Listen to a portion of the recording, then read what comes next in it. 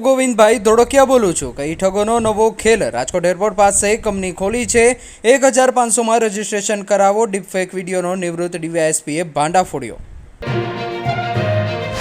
રાવપુરામાં ધાર્મિક યાત્રામાં છૂટા હાથની મારામારી। 4 થી 5 યુવકોએ હજારો લોકોની વચ્ચે કોઈ કારણોસર એક યુવકને ઢીબી નાખ્યો।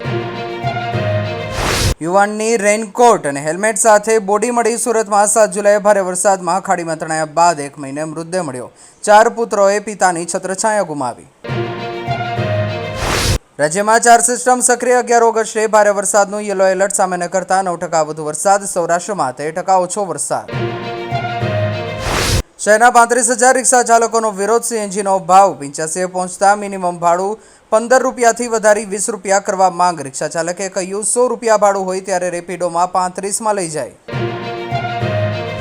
સૌરાષ્ટ્ર કચ્છની 148 આઈટીઆઈમાં એડમિશનમાં 15%નો ઉછાળો। AI, solar technician, 3D printing, green hydrogen, electric વ્હીકલના નવા કોર્સમાં પ્રવેશનો ક્રેઝ વધ્યો।